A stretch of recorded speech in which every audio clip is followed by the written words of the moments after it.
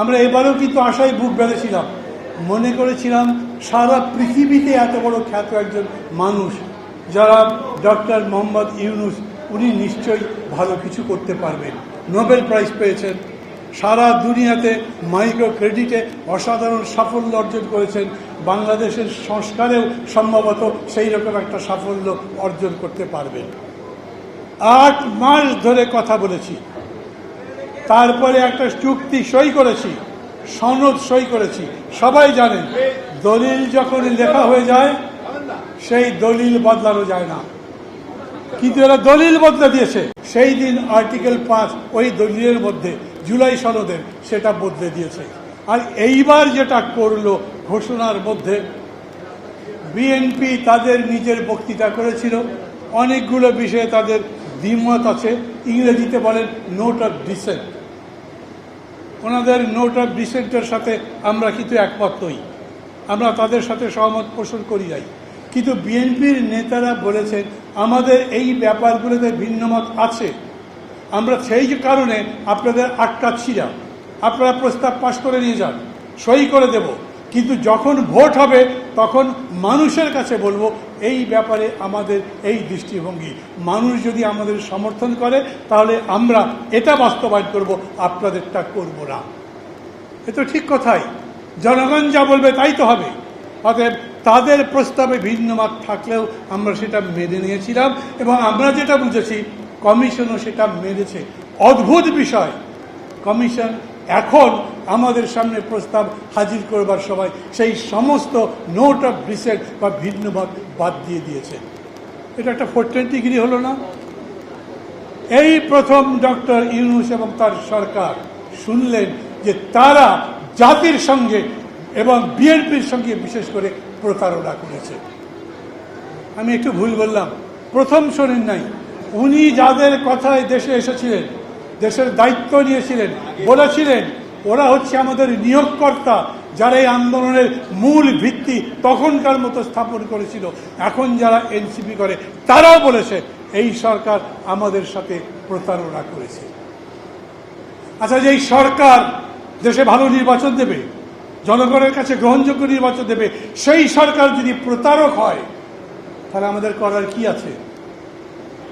Doctor Mohammad Yunus বিরাট মানুষ, Nobel prize পেয়ে বিরাট মানুষ, মাইক্রো ক্রেডিটে বিরাট মানুষ, কিন্তু দেশের রাজনীতিতে এতই ছোট যে মাপাই যায় না।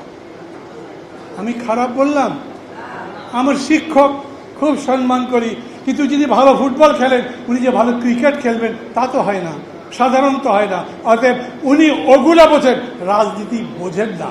আমরা মনে করেছিলাম রাজনীতি বোঝার জন্য আমাদের সাথে কথা বলবে, ফখরুল ভাইকে ডাকবে, আমাকে ডাকলেই তো আমি দৌড় দেবো, আমি তার ছাত্র, আরও যাদের যাদের পছন্দ করেন ডাকবেন, কথা বলবেন। উনি কারোর সাথে কথাও বলেননি। পার্টি করতে গিয়েছিলেন, একটা SMS দিয়ে পার্টি করছিলেন, ওই পার্টি হয়ও নাই। সেই মানুষ সেই দিন বক্তৃতা করলেন দেশে নির্বাচন নিয়ে সমস্যা আছে, হামলা হতে পারে।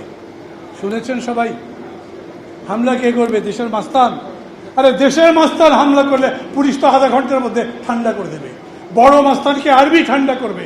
উনি তাদের কথা বলেন নাই, উনি সরাসরি সম্ভবত এটাই বলেছেন হামলা হতে পারে, সেটা বিদেশ থেকে।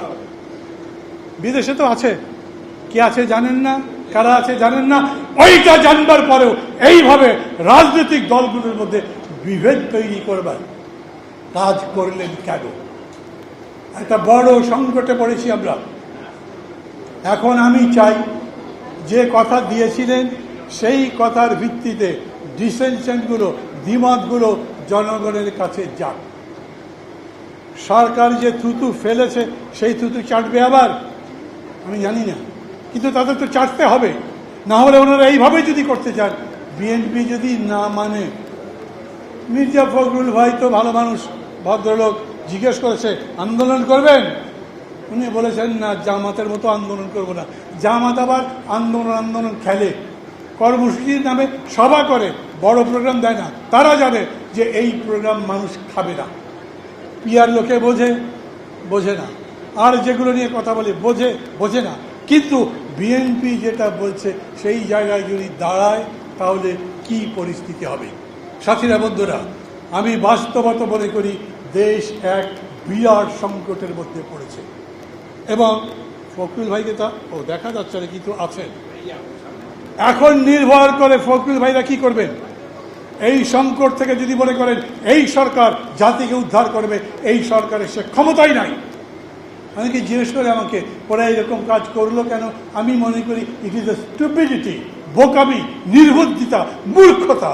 যদি বুঝতেন তাহলে এটা বদলাবার আগে বিএনপির সাথে কথা বলতেন, আমাদের সাথে কথা বলতেন, কারোর সাথে তো কথা বলেন নাই। নিজের মতো করতে গেছেন। এইটা এখন হজম করতে পারবেন? যদি তারা মনে করেন একই দিনে গণভোট এবং জাতীয় নির্বাচন করলেই বিএনপি খুশি হয়ে যাবে, তা আমার মনে হয় না। সিদ্ধান্ত নিতে হবে প্রধানত বিএনপি।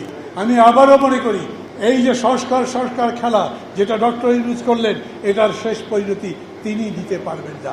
এটা দিতে হবে এই মঞ্চে যারা আছে তারা সবাই মিলে যথাযোগ্য পরিণতিতে নিয়ে একটা সফল নির্বাচনের আমাদের কাছে কোনো বিকল্প